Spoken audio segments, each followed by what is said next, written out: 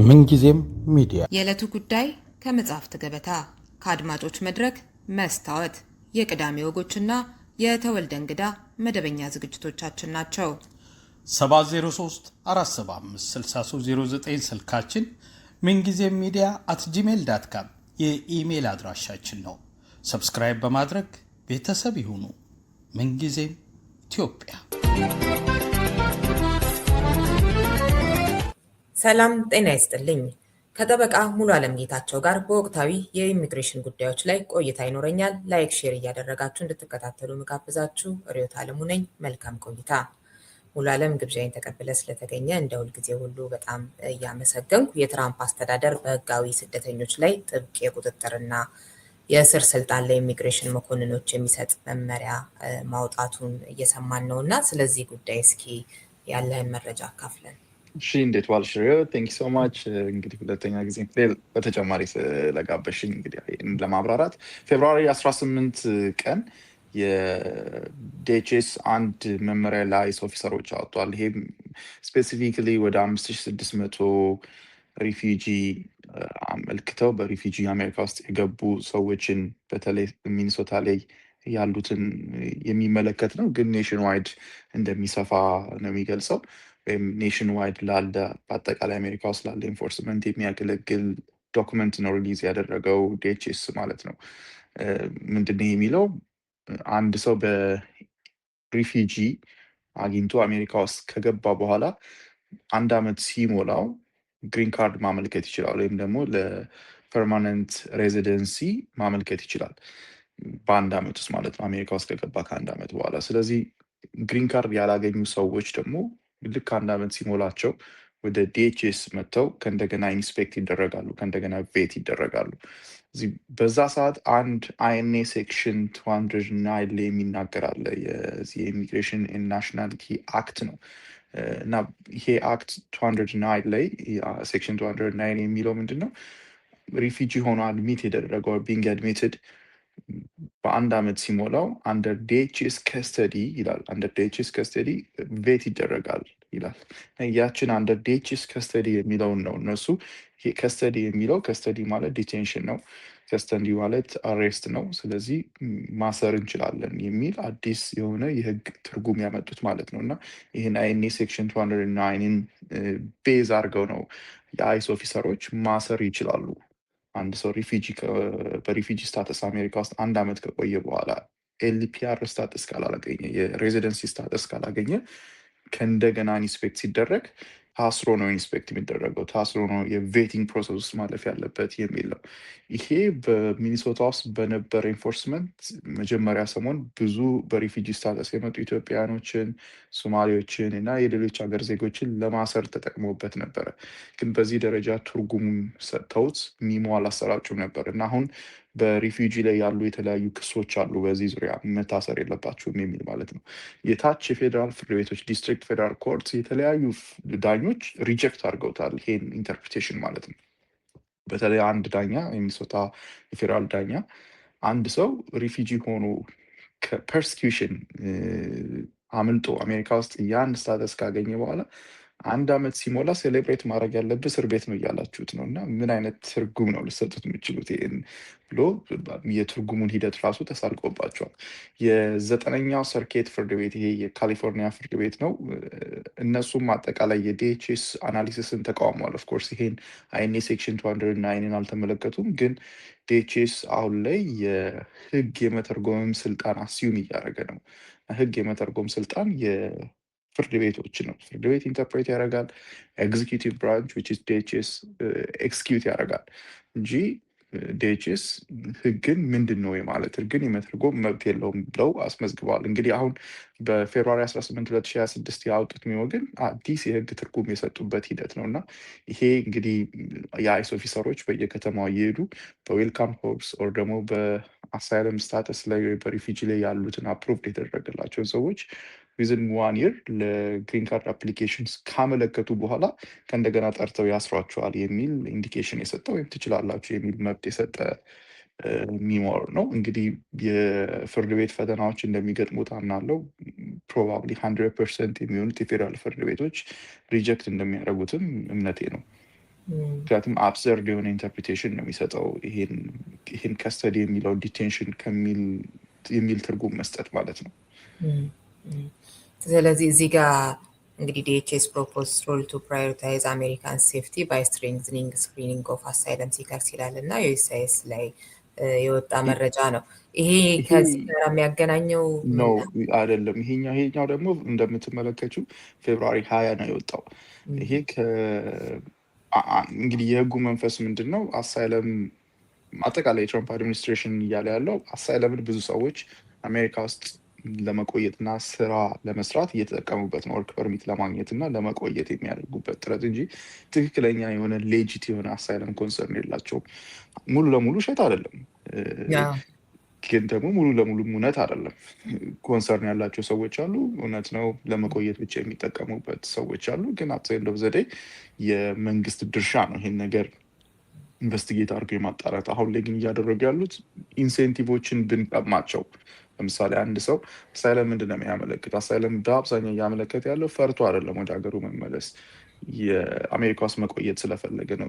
በመቆየት ምንድን ነው የሚያገኘው? በመቆየት የስራ ፈቃድ ነው የሚያገኘው። ስለዚህ ያን ብንወስድበት፣ ያን ኢንሴንቲቭ ብንወስድበት ጥሎ ይወጣል ወይም ደግሞ አፕላይ አያደርግም። ስለዚህ የዚህ የፌብሩዋሪ 20 ያለው የአሳይለም ሂደትን ክሬዲቢሊቲ ከእንደገና ለማስጠበቅ የወጣ ረቂቅ አዋጅ ነው። ገና አልጸደቀም። 30 ቀን የፐብሊክ ኮሜንት ቀን አለ። ስለዚህ ፕሮባብሊ ከ30 እስከ 60 ቀን ያለ ጊዜ ይወስዳል ወደ ህግነት እስከሚለወጥ። ከዛ በኋላም እንግዲህ ወደ ፍርድ ቤት ቻሌንጅ እንደሚገጥም አምናለሁ። በፈርስት ትራምፕ አድሚኒስትሬሽን ላይ ተመሳሳይ ነገር ለማድረግ ጥረዋል። ፍርድ ቤቶች በሆነ መንገድ ገድቦት ነበር አፈጻጸሙን። ይሄ ትንሽ የሚለየው በጣም ስትሪክት ሬጉሌሽኖች አሉት። ለምሳሌ ወርክ ፐርሚት 1 ዓመት አሳይለም ፋይል ካረግሽ ከ1 ዓመት በኋላ ነው ፋይል ማድረግ ምችል። ከ1 ዓመት በኋላ ፋይል አድርገሽም ወርክ ፐርሚት አታገኝም። ዩኤስሲአይኤስ 180 ቀን ያንችን ወርክ ፐርሚት ፕሮሰስ ለማድረግ ይወስድበታል። ምን ማለት ነው? ወርክ ፐርሚት የምታገኘው 1 ዓመት ከ6 ወር ከቆየሽ በኋላ ነው ማለት ነው። እንደገና ደግሞ ብዙ ባሮች አሉት። ለምሳሌ አንድ ሰው 1 ዓመት በላይ ቆይቶ አሳይለም ፋይል የሚያደርግ ከሆነ ወርክ ፐርሚት አያገኝም በአዲሱ ረቂቅ አዋጅ መሰረት። ስለዚህ ከ1 ዓመት በላይ ቆይቶ አሳይለም ውስጥ የሚገቡ ሰዎች አሳይለማቸው እስከሚጸድቅ ድረስ እስከሚጸድቅ ድረስ አጁዲኬት ተደርጎ ወርክ ፐርሚት አገኙ ማለት ነው። በድንበር የገቡ ሰዎች በጠቅላላ ወርክ ፐርሚት አገኙም አሳይለማቸው እስከሚጸድቅ ድረስ። የክሪሚናል ባር ያለባቸው ኢቨን በጣም ማይነር ቻርጆች ያሉባቸው ሰዎች በጠቅላላ የአሳይለም ወርክ ፐርሚት አያገኙም። ይሄ አዲስ አመልካቾችን ብቻ ሳይሆን ፔንዲንግ አሳይለም ያላቸውን ሰዎች ሁሉ ይመለከታል ማለት ነው እና በጣም ስትሪክት ህጎችን ነው በውስጥ ያካትተው። እንግዲህ ዲስኢንቲቫይዝ ወይም ደግሞ ኢንሴንቲቭን ነው የሚወስደው። የአሳይለምን ኢንሴንቲቮች ፕሮባብሊ ፐብሊክ ቻርጆችንም አውጥተዋል። ማለትም አንድ ሰው ገቨርንመንት ላይ በርደን የሚሆን ከሆነ የአሜሪካን ታክስ ፔየር ላይ በርደን የሚሆን ከሆነ እንደገና ለአሳይለም ኳሊፋይ አያደርግም። ስለዚህ ከገቨርንመንት አሲስታንስ መውሰድ አይችልም፣ ሰርቶ መኖር አይችልም እና ኢንታይርሊ ፋሚሊ ላይ ወይም ደግሞ ሌላ ግለሰቦች የሚረዱት ላይ ወይም ድርጅቶች ላይ ነው ፌል የሚያደርገው። ይሄ የሚያመጣው ክራይሲስ ቀላል አይሆንም። ወርክ ፎርሱን በከፍተኛ መጠን ይቀንሰዋል፣ መሬት ላይ ያለውን ወርክ ፎርስ። እንግዲህ እነዚህ ሁሉ የምናያቸው ውጤቶች ናቸው የሚሆኑት። ብዙ ሰዎች ኢቨን ኢፍ ፕሮቴክሽን እንኳን የሚፈልጉ ሰዎች፣ እውነተኛ አሳይለም ኬዝ ያላቸው ሰዎች ራሱ በእንደዚህ አይነት ሁኔታ ውስጥ እዚህ ሀገር ከሚቆዩ አሳይለም ፋይል ባያደርጉ የሚመርጡበት ሂደቱን ሊፈጥር ይችላል አዲሱ ረቂቅ። እሺ፣ አመሰግናለሁ በጣም ሙሉ አለም። የፌብሩዋሪ 18 እና የፌብሩዋሪ 20ውን ልዩነት ቆንጆ አድርገህ አስቀምጠዋል። ቅድም የጠቀስከው የፌብሩዋሪ 18ቱ አዲስ አሰራር ጋር በተያያዘ ይመስለኛል ወደዚህ ልገባ አካባቢ አንድ ወዳጅ ደውሎልኝ ነበር እና እኔ ያልሰማሁትም በእርግጥ ወደዚህ ልገባ ስለነበረ ኤንፒአር ላይ ግሪን ካርድ በመጠባበቅ ላይ የሚገኙ ሰዎች የመንግስት ህንፃዎች አካባቢ ባይገኙ ሊታሰሩ ይችላሉ፣ እንደዚህ አይነት ነገር እንደሰማ ነግሮኝ ነበር እና ከዚህ ጋር የተያያዘ ነገር ምናልባት እንግዲህ እንደዚህ አይነት ወሬዎች ብዙ የሚያሳምኑኝ አይደሉም። ማለት አሁን ኬት ነው የምትሰሚ? የመንግስት ህንፃ ጋር የሚገኙት ሰዎችን እሰሩ የሚል የመንግስት ትዕዛዝ መውጣት አለበት ይህን ነገር ለመስማት። ኢንፎርስመንቶች በአብዛኛው ኦፍኮርስ አይሶች የሚኖሩበት ለምሳሌ አንድ ኤግዛምፕል ልስጥሽ። የዛሬ 15 ቀን የተፈጠረ እንግዲህ ሜሪላንድ ላይ አንድ ሰው ኡበር ይነዳል፣ ወርክ ፐርሚት አለው። ከዛ ወር ውስጥ ወደ ፔንታጎን ኦፊስ ሰው ይዞ ይሄዳል እና እዛ ድሮፕ ሲያደርግ ፔንታጎን ላይ የነበረ ኦፊስ ላይ የነበረ ወታደር ያስቆመውና እስቲ ስታተስን የኢሚግሬሽን ስታተስን አሳይኝ ይለዋል። ወርክ ፐርሚቱን ያሳየዋል። 308 ነው የሚለው። ከዛ አይስ ይጠራበታል እና አይሶች መጥተው አሰሩት ያን ግለሰብ። እና እንደዚህ አይነት ኦኬዥኖች ሊፈጠሩ ይችላሉ። ለምሳሌ አጋጣሚ ሊሆን ይችላል ማለት የመንግስት መስሪያ ቤቶች አካባቢ ኢንፎርስመንት ሊጠነክር ይችላል። የፌዴራል ኦፊሶች፣ ሚሊተሪ፣ ምክንያቱም የሴኩሪቲ ቦታዎች ስለሆኑ ጠንካራ የሆነ ኢንፎርስመንት ሊያደርጉ ይችላሉ እዛ አካባቢ። ግን የመንግስት መስሪያ ቤት አጠቃላይ አንደኛ 2 አይነት መንግስት ስትራክቸር ነው ያለው አሜሪካ ውስጥ። ፈርስት ፌዴራል ስትራክቸር ነው፣ ስቴት ስትራክቸር አለ። ስቴቶች በአብዛኛው እንደዚህ አይነት የኢሚግሬሽን ኢንፎርስመንት አያካሂዱም። ኢሚግሬሽን ኢንፎርስመንት የፌዴራል መንግስት ነው። ስለዚህ የፌዴራል ኦፊሶች አካባቢም ቢሆን ለምሳሌ ፍርድ ቤቶች አካባቢ ብዙ እንደዚህ አይነት ኢንፎርስመንት አትመለከችም። ፖስታ ቤትም የፌዴራል ኦፊስ ነው፣ የኢንፎርስመንት ነፃ ነው ፖስታ ቤትም። አሁን የትኛውን የፌዴራል ኦፊስ እንደም ዩኤስሲአይኤስ ጋር ኦፍኮርስ ዩኤስሲአይኤስ እንግዲህ ዋና ኦፊስ ነው። አሁን ድሮ ላይ ይሄ የቤኔፊት ኤጀንሲ ነው የሚባለው ዩኤስሲአይኤስ ማለትም ጥቅም የምታገኝበት እንጂ የኢንፎርስመንት ኤጀንሲ አልነበረም። አሁን ከፊሉን የኢንፎርስመንት ኤጀንሲ አድርገውታል። በተለይ የአይስ ቺፍ የነበረው ሰው ነው አሁን የዩኤስሲአይኤስን እየመራ ያለው እና እሱ ከገባ በኋላ የኢንፎርስመንት ማዕከል አድርገውታል። ሜይ ቢ ዩኤስሲአይኤስ አካባቢ ኢንፎርስመንቶች ሊኖሩ ይችላሉ። የአይስ ኦፊሶች አካባቢ ኢንፎርስመንት ሊኖሩ ይችላል። ከዛ ውጭ ይሄ የተጋነነ ይመስለኛል። ግሪን ካርድ አፕላይ ያደረጉም ሰዎች ወር ደግሞ ከዛ በታች ያላቸው ሰዎች በእንደዚህ አይነት ቦታ ለምሳሌ ኤርፖርት ላይ አሁን በጣም ተወርቶ ነበር ኤርፖርት የምትሄዱ ከሆነ ትታሰራላችሁ የሚል እና እኔ እንደውም የገጠመኝ በባቡር የሄዱ ሰዎች ይሄን እንታሰራለን ብለው ሸሽተው ሲያትል ላይ እንደታሰሩ ሰምቻለሁ። እና አንዳንድ ጊዜ የተጋነኑ ነገሮች እንደውም የበለጠ ጥቃት ላይ ሊያጋልጡን ይችላሉ። ስለዚህ አይ ዶንት ቲንክ እንደዚህ አይነት ኢንፎርስመንት ያለ አይመስለኝም፣ አልሰማውም። በጣም ሞኒተር አደርጋለሁ። ሌሎች ኢሚግሬሽን ሎየሮች እና ኦፊሰሮች የሚገጥማቸውንም ነገር ሼር ሲያደርጉ ለመከታተል እሞክራለሁ። በተለይ በአሜሪካን ኢሚግሬሽን ሎየርስ አሶሲዬሽን ውስጥ ሰርኩሌት ይደረጋል እንደዚህ አይነት ኢንፎርሜሽኖች ለሎየሮች እና እነዛን እከታተላለሁ። አንቺ ባልሽው ሌቨል የሰማሁት ነገር የለም። ኢንፎርስመንቶች አሉ፣ ግን ታርጌትድ ኢንፎርስመንቶችም አሉ። እነዛ በአብዛኛው ፍላግ ይደረጋል። ለምሳሌ የሆነ ቦታ ላይ ኢንፎርስ ሲደረግ ብዙ ቶሎ ነው የምትሰሚው አሁን ላይ ባለው ሂደት እና ሰዎች ሊያጋኑት ይችላሉ፣ ምንም ጥርጥር የለውም። እኔ አይ ዶንት ቲንክ እግር እጃችንን የሚያስሩ መሆን የለባቸውም። እነዚህ ከመንቀሳቀስ ቤታችን ውስጥ አፍነን ከመቆየት ወርዝ አያደርግም። ያ እውነት ለመናገር ሪስኩን እና ያለው ፍርሃት ተመሳሳይ አይደለም። አዎ እኔም ያው እንደዚህ አይነት ነገር ከአንተ የሚያመልጥ አይደለም እና ያለው ነገር ምን ይመስላል የሚለውን እንድትነግረን ነው። ይህኛውን መረጃም በተመለከተ የሁማን ራይትስ ዎች ፌብሩዋሪ 20 ላይ ያወጣው ነው። አቢዩዝስ ኢን ካሜሮን አፍተር ዩኤስ ዲፖርት ሰርድ ካንትሪ ናሽናልስ ይላል እና ኢትዮጵያውያን ጭምር እንደሚገኙበት እየተጠቀሰ ያለው ወደ ካሜሮን በሚስጥር የመውሰዱን ጉዳይ እሱን እስኪ ትንሽ በለ። የሶስተኛ ሀገር ስምምነት አለ፣ አግሪመንት ዊዝ ሰርድ ካንትሪስ የሚል ማለት ነው። ይሄ አሁን አፍሪካ ውስጥ ከጊኒ ከኢኳቶሪያል ጊኒ ጋር ከኡጋንዳ ጋር ሩዋንዳ ጋር በቅርብ እንግዲህ እየሰማን ያለው ከካሜሮን ጋር ያሉ ስምምነቶች ናቸው። የሚገርምሽ ለአንድ ሰው የአሜሪካን መንግስት እስከ $300,000 ይከፍላል። ያለውን ወጪ ተመልከች። እና ለምንድን ነው እዚህ ጋር የጠቀስኩልሽ? ቢዝነስ ነው በሆነ መጠን። አሁን ይሄ 300,000 ለካሜሮን መንግስት ብቻ የሚገባ አይደለም። ሆቴሉን ራን የሚያደርጉ ኤርፖርቶችን ራን የሚያደርጉ ለምሳሌ እነዚህ ፕሌኖች የፕራይቬት ጀቶች ናቸው፣ ካምፓኒዎች ናቸው። የዛሬ 3 ሳምንት አካባቢ የወጣ ኢንተርናል ሊኮች አሉ። እነዚህ ፕራይቬት ካምፓኒዎች አሁን ጂኦ የሚባል አለ፣ ጠቅላላ የአሜሪካን የዚህ ኢሚግሬሽን ዲቴንሽን ሴንተሮችን ራን የሚያደርግ እና ለኢንቨስተሮች ባመለከተው ጽሁፍ መንግስትን ብዙ ኢሚግራንቶችን እንዲያስሩ ፑሽ እያደረገ ነው። እና ፑሽ እያደረገ ያለው they don't care about immigration, they care about their business። እና ምን ያህል ሁለተኛ ይሄ አንክል ሞኒተር የሚያመርቱ ሰዎችም እንዲህ አይስን ፑሽ እያደረጉ ነው። ይህን ሞኒተር የማይገባቸውን ሰዎች እንኳን እንዲሰጧቸው ማለት ነው። እና በሆነ መጠን የቢዝነሱን አይን አሜሪካ ኦል አባውት በጣም ሲግኒፊካንት ፓርቱ የአሜሪካን የመንግስትም የፕራይቬት ሴክተርም ፕሮፊት ቤዝድ ሲስተም ነው። ሜጋ ካምፓኒዎች ራን የሚያደርጉት ነው። ያን ሳይት እንዳናጣ ለማለት ነው የመጀመሪያው። እንግዲህ ወደዚህ 3 ሀገሮች ለምሳሌ ኢኳቶሪያል ጊኒ ወደ 11 ኢትዮጵያን ሄደው ከዛ ውስጥ ቤተሰቦቻቸው ኮንታክት አድርገው ነበረ። አንዳንዶቹ ዊዝሆልዲንግ የተሰጣቸው ናቸው። አንዳንዶቹ ፋይናል ዲፖርቴሽን ኦርደር የተላለፈባቸው ናቸው። ዊዝሆልዲንግ የተሰጠው ሰው አትሊስት ወደ ሀገሩ እንደማይመልስ ጋራንቲ አለው እና ያን ጋራንቲ የኢኳቶሪያል ጊኒ መንግስት እንደሚያክብር እርግጠኛ ሳትሆኝ አትልኪውም ያን ሰው። እነሱ እያደረጉ ያሉት ለምሳሌ ሁለቱን እዛ ፕሌን ውስጥ ያስገቧቸው ደብድበዋቸዋል። ኢትዮጵያኖችን አንገባም ብለው ሲታገሉ ማለት ነው መተዋቸውን ያስገቧቸው። ከዛ ኢኳቶሪያል ጊኒ ውስጥ ይወስዷቸዋል። አንድ ሆቴል ውስጥ ነው የሚያደርጓቸው እና ሲደብራቸው እነዚህ ሰዎች እጅ ይሰጣሉ። በቃ ውሰዱን ወደ ሀገራችን። ዛኔ የትኬት ቆርጠውላቸው ይልቋቸዋል። የካሜሮንን አይተሽ ከሆነ አንቺ የሚያነበብሽው ይመስለኛል። የካሜሮን ጋዜጠኞች ዘግበውት የካሜሮን ጋዜጠኞቹ ራሱ ታስረዋል የዘገቡት ማለት ነው።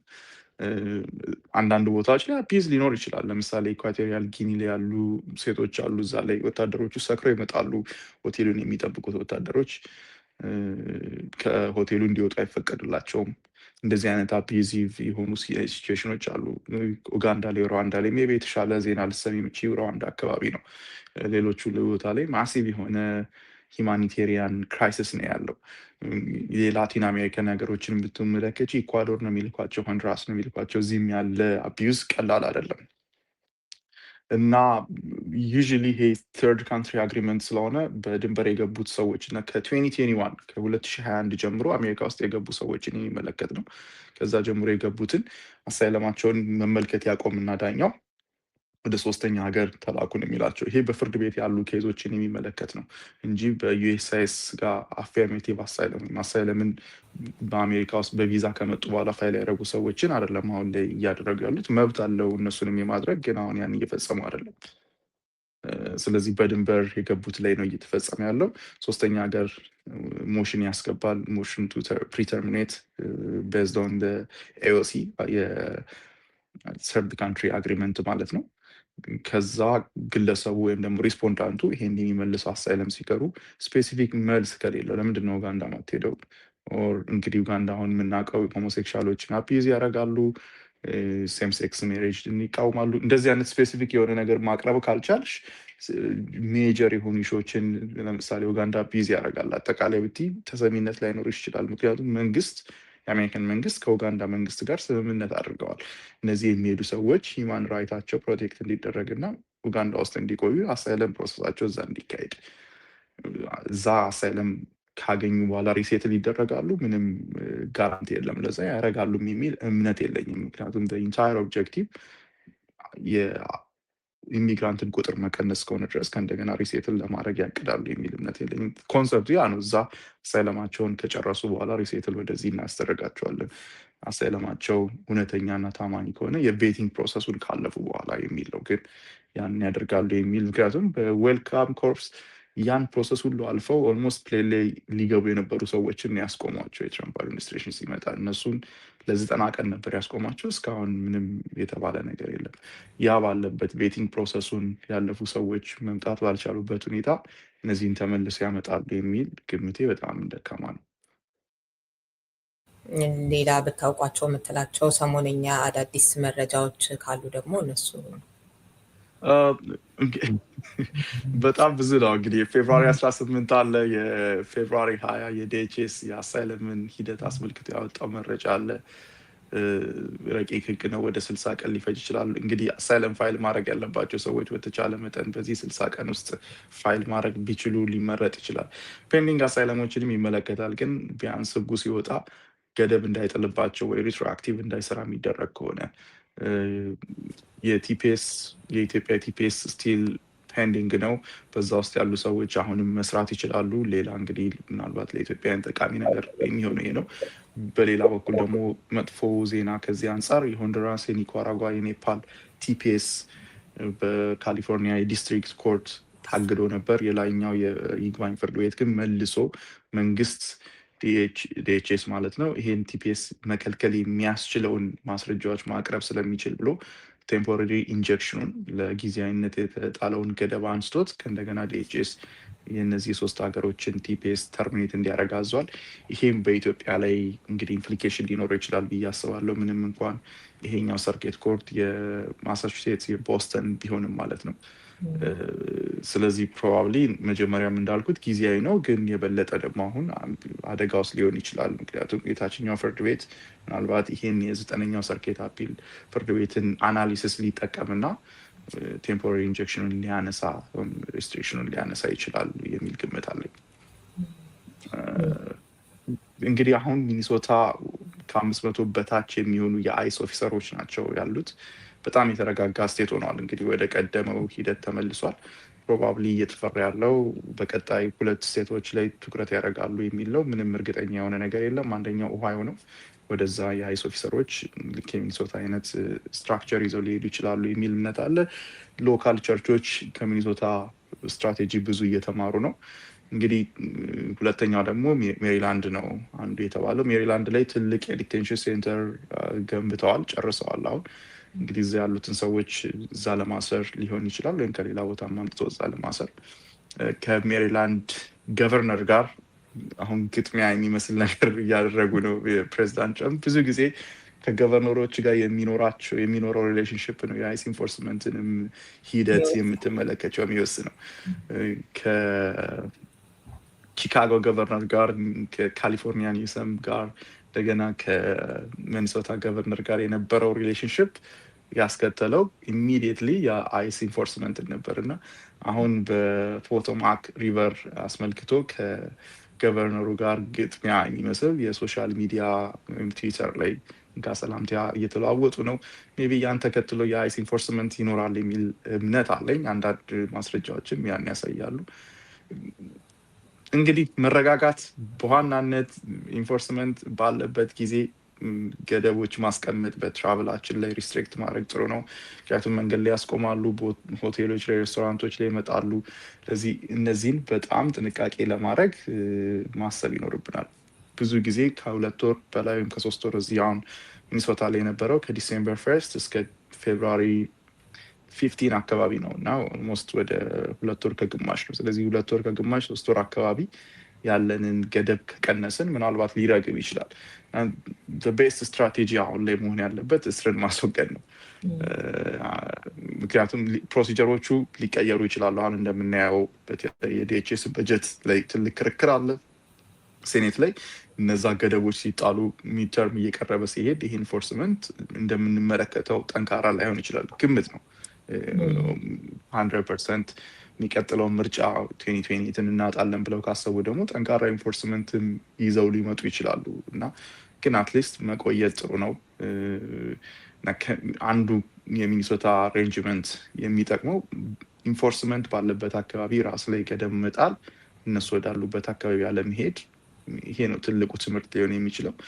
ሎካል አሶሲዬሽኖች ፋይት ቢያደርጉ፣ በተለይ የኢትዮጵያ ኦርቶዶክስ ቤተክርስቲያን ሜሪላንድ አካባቢ ያሉ ወይም ሌሎች ቦታዎች ላይ ያሉ ብዙ አይነት የሲቪክ አሶሲዬሽኖች አሉ። የኢትዮጵያ አሶሲዬሽኖች፣ የኢትዮጵያዎች ቁጥር በዲኤምቪ አካባቢ ብዙ ነው። የእነዚህን ድምፅ ይፈልጋሉ ዲሞክራቶች። ስለዚህ ሲቪክ አሶሲዬሽኖች ድምፃቸውን አሰምተው ሳይፈሩ በድፍረት መናገር ወሳኝ ነው ብዬ አስባለሁ። መፍራት ብዙ አዋጣም። የሶማሌ ኮሚኒቲ ያደረገው ነገር ወጥቶ ነው የታገለው።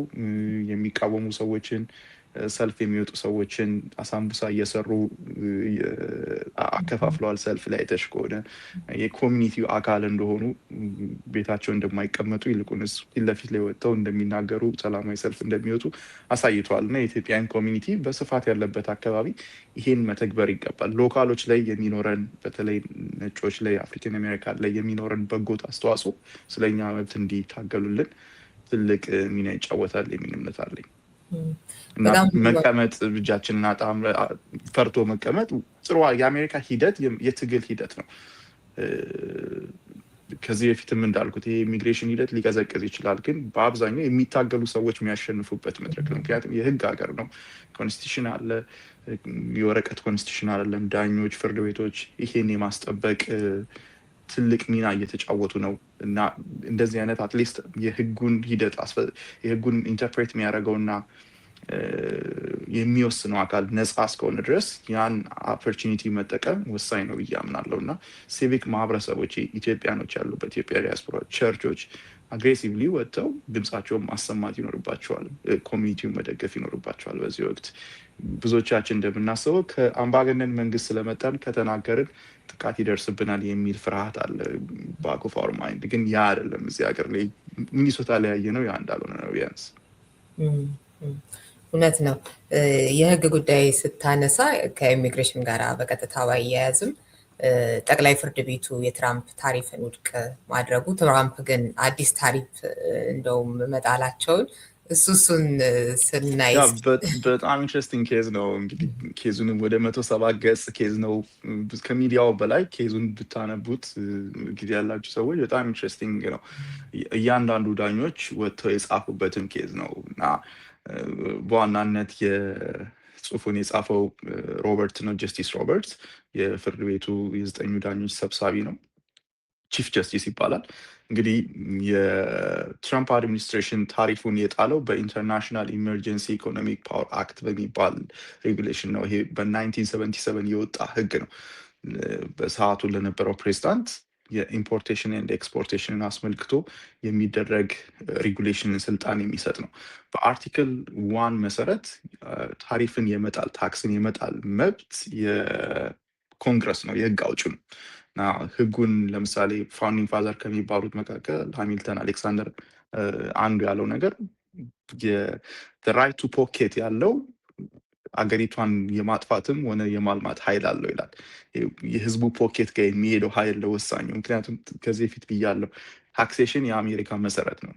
ታክሴሽን ዊዛውት ሪፕሬዘንቴሽን ብለው ነው ያን አብዮት ያስነሱት 13 ስቴቶች እና ይህን ታክሴሽን መብት ሲሰጡ የሰጡት ለኮንግረሱ ነው።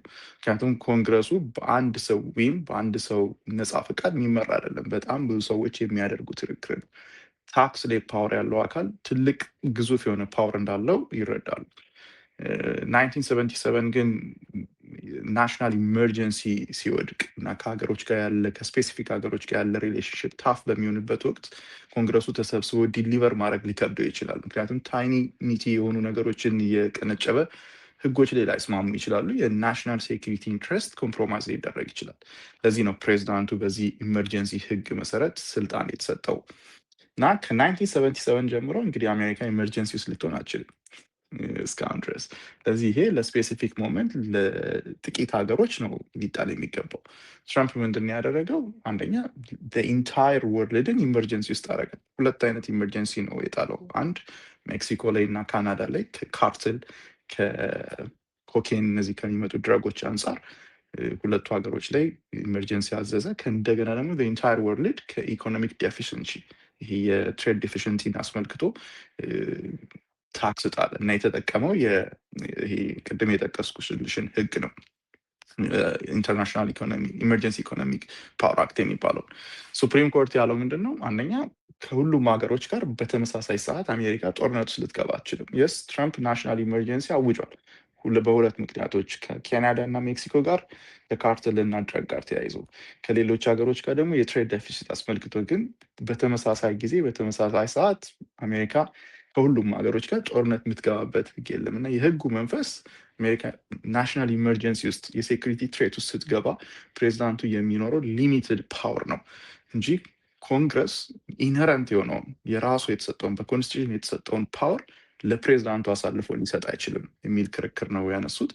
ይሄን እንግዲህ ማጆሪቲው 6ቱ ዳኞች በዚህ ተስማምተዋል። ያልተስማሙበት ሁሉም የተለያዩበት አንደኛው ሜጀር ኩዌስችን ዶክትሪን የሚባል የህግ ኮንሰፕት አለ።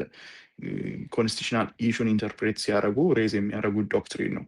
አንዳንዶቹ ዳኞች በተለይ ሊብራል ዳኞች አሉት ይሄን ሳናነሳ ራሱ ህጉ ለትራምፕ ለፕሬዚዳንቱ ግልጽ የሆነ የታክሴሽን ፓወር አይሰጠውም። ስለዚህ ሜጀር ኩዌስችን ዶክትሪን ማንሳት ሳይጠበቅብን ራሱ ፕሬዚዳንቱ ስልጣኑን ወይም ደግሞ ስልጣን የለውም እንደዚህ ታሪፍ በሀገሮች ላይ ጠቅላላ ይመጫል፣ ይሄ የኮንግረሱ ስልጣን ነው ያሉት 3ቱ ዳኞች ትራምፕን የደገፉ። ትራምፕ አዲሱ ሂሮ ያለው ካቫና ጨምሮ ጀስቲስ ካቫናን ጨምሮ ካቫና ያለው ወደ $177 ቢሊዮን በላይ ሪፈንድ ማድረግ ይጠበቅበታል። አሁን ትራምፕ ታክስ ሰብስበዋል ከካምፓኒዎች እና ከሀገሮች እዚህ ለካምፓኒዎች መልሶ ሪፈንድ ማድረግ ይጠበቅበታል የከፈሉትን ታሪፍ። ይሄ ሜስ ይፈጥራል። ስለዚህ ይህን አልተመለከትንም። የሚፈጥረውን ሪዛልት ቤዝድ ኦን ኮንሲኩዌንስ ቤዝድ አናሊሲስ ነው የሰጠው። ህጉ ልክ ነው ልክ አይደለም የሚል ሳይሆን ይሄን እንደዚህ አድርገን ብንተገብር ምን አይነት ውጤት ያመጣል። ይሄ ካቫና ከሚከተለው የቴክስቹዋል ኢንተርፕሪቴሽን ራሱ በጣም ያፈነገጠ ነው እና ሞር ፖለቲካል ሊኔጅን ወይም ደግሞ ፕሬዚዳንቱንና ሪፐብሊካንን ፓርቲ ከመደገፍ አንጻር የጻፈው ይመስላል። ሳሙኤል አሊቶ ኤንድ ክላረንስ ቶማስ በአብዛኛው እነዚህ ጽንፍ የሆኑ የኮንዘርቫቲቭ ዳኞች ናቸው። ሁል ጊዜ ትራምፕ የሚለውን ነገር ደግፈው የሚወጡ ሰዎች ናቸው። እውነት ለመናገር የእነዚህን ሰዎች ሊጋል አናሊሲስ ሲሪየስሊ መውሰድ አይቻልም። በፖለቲካል ኢሹዎች ላይ ኦፍኮርስ ሊጋል ማይንዳቸው ትልቅ ነው፣ ስማርት ናቸው፣ ምንም ጥርጥር የለውም። ግን ትራምፕ ኤኒቲንግ ሲል የስ ብለው የሚቆሙ ሰዎች ናቸው እና በህግ አቋምሽ ሁል ጊዜ ከታወቀ በተለይ ፖለቲካል ፖዚሽን ላይ ሆነው ሁል ጊዜ አቋምሽ ከታወቀ ለጀስቲስ ወይም ደግሞ ለህጉ ኮንሰፕት የቆምሽ ነች ለማለት ይከብዳል። አንድ ሰው ፕሬዲክተብል መሆን ያለበት ከፍትህ አንጻር፣ ከእውነት አንጻር፣ ከህጉ ኮንሰፕት አንጻር፣ ከፖለቲካል ፖዚሽን አንጻር ፕሬዲክተብል ከሆንሽ እውነት ለመናገር ሲሪየስሊ መውሰድ ከባድ ነው። ያን ሰው ጀስት ፖለቲካል ሊኔጅ ነው የሚከተለው የፓርቲ ተቀማጭ ነው እንደማለት ነው እና ክላረንስ ቶማስ እና ሳሙኤል አሊቶን ሁል ጊዜ መገመት ትችላለሽ በሱፕሪም ኮርት ሂደት ላይ።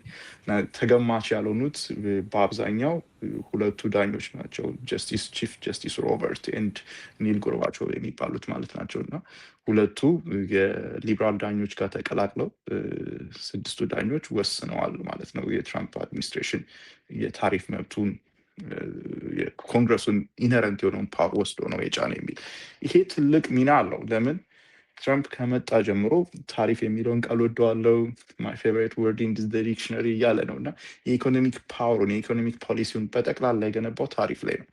ስለዚህ የኢኮኖሚክ ፖሊሲ ምንድን ነው ሲባሉ ታሪፍ ነው እያለ የነበረው ይሄ ስልጣን የለህም ብሎ ስልጣኑን መንፈግ ሲግኒፊካንት ነው ለዲሞክራቶች እና ለአጠቃላይ አሁን ላለው የህግ የበላይነት እንቅስቃሴ ማለት ነው።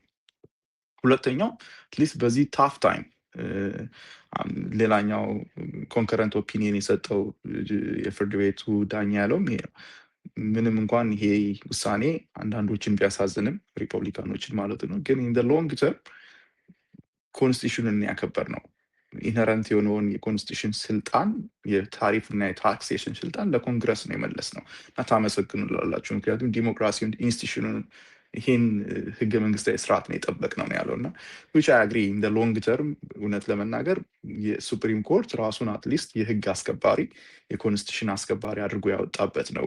ምክንያቱም በጣም ሲከሰስ ነበር ኮንዘርቫቲቭ ዳኞች ናቸው ትራምፕ ያለውን ብቻ እሺ የሚሉ ናቸው የሚል እና when it comes to ክሊር የሆኑ ላይኖች ላይ መቆም የሚችሉ ዳኞችም እንዳሉ ያሳየበት ነው እና የትራምፕ አድሚኒስትሬሽን ገደብ የገደበበት የስልጣን ገደብ እንዳለው የአሜሪካ ዲሞክራሲ ስቲል ተስፋ የሚጣልበት እንደሆነ የተመለከትንበት ትልቅ ውሳኔ እና ኢትስ ኖት ኦንሊ ታሪፍ። ብዙ ሰው ለታሪፉም አይደለም ብዙ የጨነቀው። አትሊስት በዚህ ሰዓት ትራምፕን ኖ የሚል ጠንካራ አሜሪካዊ ኢንስቲትዩሽን አለ ዲሞክራሲ እንዲቀጥል የሚያደርግ። ነገ ትራምፕ 3ኛ ጊዜ እወዳደራለሁ ቢል አትችልም የሚሉት ዳኞች እንዳሉ የታየበት ነው። ሌላ በጣም በጉጉት የሚጠበቅ ውሳኔ አለ ገና የቃል ክርክር ያልተደረገበት በርዝ ራይት ሲቲዝንሽፕ አሜሪካ ውስጥ አንድ ሰው በመወለድ በ14ኛ አሜንድመንት መሰረት በርዝ ራይት ሲቲዝንሽፕ ያገኛል የሚል ማለት ነው። ወደ 4፣ 5፣ 6 የሱፕሪም ኮርት ውሳኔዎች አሉ በዚህ ላይ ይሄን የደገፉ እስከዛሬ ኮንስቲቱሽን አለው ይችላል አንድ ሰው አሜሪካ ውስጥ በመወለድ ዜጋ መሆን ይችላል የሚል። አሁን ያለው ኮንዘርቫቲቭ ዶሚናንት የሆነው ዳኞች ምን ይላሉ አጌንስት ትራምፕ በዚህ ይቆማሉ የሚለው ሌላ በጉጉት የሚጠበቅ ነው። በዚህ ላይ ከቆሙ እውነት ለመናገር የአሜሪካን ዲሞክራሲ ሌላ ትልቅ ልምላሜ የሚሰጠው ይመስለኛል፣ ተስፋ የሚሰጠው ይመስለኛል። የሚንገዳገድበት ወቅት አለ እንጂ አይወድቅም የሚለውን እምነት በብዙዎች ውስጥ የሚያሳድር ይመስለኛል እና ሁለተኛ ፈተናው የፍርድ ቤቱ ይሄ በቅርብ የምንመለከተው ውሳኔ የሆነ በርዝ ራይት ሲቲዝንሽፕ ግን አንደኛው ትልቁ የታሪፍ በጉጉት የሚጠበቅ ነበር። ውሳኔውን ከጻፉት ቆይተዋል። መቼ እንደሚለቁት እየተጠበቀ ነበር። እነሱም ጊዜውን አይተው ታይሙን ተመልክተው የሰው አቴንሽን ወደ ሌላ ነገር በዞረበት ሰዓት ሪሊዝ ያደረጉት ይመስላል። ፖለቲካል ናሬሽን እንዳያሰጣቸው የፖለቲካል ሰው አይደለንም የሚለውን ነገር እንጂ የህግ ሰው ነን ህጉን ለማስከበር ነው የሚለውን ነገር ለማሳየት የተጠቀሙበት ታይሚንግ ይመስለኛል። አሁን የተፈጻሚነቱ ጉዳይ ላይ እሱስ ላይ ማለት ሶሪ ጥሩ ጥያቄ አንስተሻል። መጀመሪያም የ10% ታሪፍ ጥሏል። አንደኛ 10% ታሪፍ ለምሳሌ አንዱ ትራምፕ የሚያደርገው ምንድን ነው? በዚህ በአይፓ ህግ መሰረት ኦቨርናይት ለምሳሌ ምንድን ነው ያደረገው? የዴንማርክን ኢሹ አስመልክቶ 2-3 የኢሮፓ ሀገሮች ሲቃወሙት የግሪንላንድን ይነሳና 40% ከነገ ጀምሮ ጥዬባቸዋል ይላል። ከዚህ በኋላ ያን ማድረግ አይችልም። ትልቁ ድል እሱ ነው። ከዚህ በኋላ ማድረግ የሚችለው ፈረንሳይ ካናደደችው በዓለም ላይ ከእንደገና በዓለም ሁሉ ሀገሮች ላይ 40% እያለው ማለት ነው የሚችለው እንጂ በስፔሲፊክ ሀገር ላይ ይሄን ህግ ተጠቅሞ አይጥልም። ያ ትልቅ ፓወር ነው የሚያሳጣ። አሁን ኦቨርናይት ተነስቶ 10% እያለ ያለው ሲያጽናኑ በጣም ያሳዝናል። የህፃን አይነት ቢሄቨር ነው የምትመለከችው እና በቃ እችላለሁ የሚለውን ነገር ለማሳየት ነው። የ10% ለሁሉም ሀገሮች መጣል ይችላል፣ ግን መቆየት የሚችለው ለ150 ቀን ብቻ ነው። ከዛ በኋላ የግድ ኤክስፓየር ያደርጋል ድጋሚ ዲሊበሬት ካልተደረገ በቀር ማለት ነው። እና ሌሎቹ በሱፐር 302 ሴክሽን 202 የሚባል ሌላ 232 የሚባል ሴክሽኖች አሉት። ካቫና የጠቀሰው ሌላ የታክሴሽን ፓወር አለክ ብሎ ጠቅሶታል እዛ ዲሰንቲንግ ኦፒኒየን ላይ እና እሱ ሞቶ ማይ ሂሮ ኢዝ ካቫና ብሎ ማይ ኒው ሂሮ ኢዝ ካቫና ብሎ ወጥቷል። እና ያ እንጠቀማለን። እነዚህ ሴክሽኖች በጣም ታፍ ናቸው። ምሳሌ ሴክሽን 232 ሀገሮች ላይ የመጀመሪያ በአጠቃላይ ሀገሮች ላይ ታክስ መጣል አይችልም። ስፔሲፊክ ሀገር ላይ ታክስ መጣል ካለበት ጥናት መጥናት ይገባዋል። ያን ጥናት ዲሊቨሬት ማድረግ ይገባዋል። እና ለምንድነው በምን ያህል መጠን ነው ትሬድ ዲፊሸንት ያለው? ለምንድነው ታክስ የሚጣለው? የሀገር ለአሜሪካ ትሬት ነው ወይ? ይሄ ጀስቲፋይብል ሪዝኖች አሉት። እና ሴክሬታሪ ኦፍ ኮሜርስ በቂ ጥናት ካጠና በኋላ ለስፔሲፊክ ታይም ብቻ ነው ታክስ መጣል የሚቻለው፣ ታሪፍ መጣል የሚቻለው። ስለዚህ ይሄ በእያንዳንዱ ሀገር ላይ እንደዚህ አይነት ዴሊበሬሽን ማድረግ አይችልም። ዴሊበሬት ካላረገ ደግሞ ኮንግረሱ ይጠይቀዋል። ስለዚህ ኮንግረሱ ህጋችሁን ወይም መስመራችሁን ተላልፋችኋል ብሎ ኢዘር ኮንግረሱ ወር ፍርድ ቤቶች ያስቆማቸዋል። እዚህ ይሄ ሁሉ በቂ ስልጣን የታክሴሽን የታሪፍ የለውም። ኦፍኮርስ ትንንሽ ስልጣኖች አሉት፣ ግን እነዛን የሚጠቀምበት በጣም ታፍ የሆኑ ሜጀርመንቶች እና ሂደቶች አሉ። እና 10%ም እስከ 150 ቀን በሁሉም ሀገሮች ላይ የሚጫን ነው። ፕሮባብሊ ላይጸናም ይችላል ብዙ ጊዜ ማለት ነው። ሁለተኛ ትሬድ ለምሳሌ የፈረንሳይ እና የእንግሊዝ መኪኖች እኩል ታክስ ከተጣለባቸው ስቲል ሰው ነው አሁን የሚከፍለው እንጂ ሀገሮች ላይ የሚኖርሽ ተጽዕኖ አይኖርም። ምክንያቱም ምንድነው የታሪፍ ቤዚክ ኢሹ? ታሪፍ አንድ ሀገር የሚያመጣው እቃ አሜሪካ ላይ ውድ እንዲሆን ነው አይደል? ይህም ከፈረንሳይ የምታመጪው እቃ ውድ ይሆናል። ስለዚህ አሜሪካኖች የአሜሪካ እቃ ርካሽ ከሆነ ወይ አሜሪካን ይገዛሉ፣ ወይም ደግሞ አሜሪካ ፌቨር ማድረግ የምትፈልገው ሀገር ካለ ለምሳሌ እንግሊዝ እና ፈረንሳይ ተመሳሳይ እቃ ቢያመርቱ እና እንግሊዝን ፌቨር ማድረግ ብትፈልግ ፈረንሳይ ላይ ብቻ እቃ ትጭናለች፣ ታሪፍ ትጭናለች። ስለዚህ የእንግሊዝን ማቴሪያል ይገዛል ሰው። ግን ሁሉም ላይ ዩኒፎርም የሆነ ታክሴሽን የምትይ ከሆነ ስቲል ሜዳው ሌቭል ነው የሚሆነው። የሰው እነዚህ ካምፓኒዎች እና ካንትሪስ ፉክክር ተመሳሳይ ስለሚሆን ምንም አይነት አድቫንቴጅ አታገኝም። እና 10% መጣሉ ለስፔሲፊክ ቀንም ቢሆን ብዙ ይህን ኤል ሲግኒፊካንት የሚባል አይደለም። በጣም ነው የማመሰግነው ሙሉ አለም። አድማጭ ተመልካቾቻችን ከጠበቃ ሙሉ አለም ጌታቸው ጋር የነበረኝ ቆይታ ይህንን ይመስል ነበር። በሌላ ፕሮግራም ከሌላ እንግዳ ጋር ቆያችኋለሁ። እስከዚያው ሰላም ነው። ምንጊዜም ሚዲያ የዕለቱ ጉዳይ ከመጽሐፍት ገበታ፣ ከአድማጮች መድረክ መስታወት፣ የቅዳሜ ወጎችና የተወልደ እንግዳ መደበኛ ዝግጅቶቻችን ናቸው። 703 475 6309 ስልካችን፣ ምንጊዜም ሚዲያ @gmail.com የኢሜይል አድራሻችን ነው። ሰብስክራይብ በማድረግ ቤተሰብ ይሁኑ። ምንጊዜም ኢትዮጵያ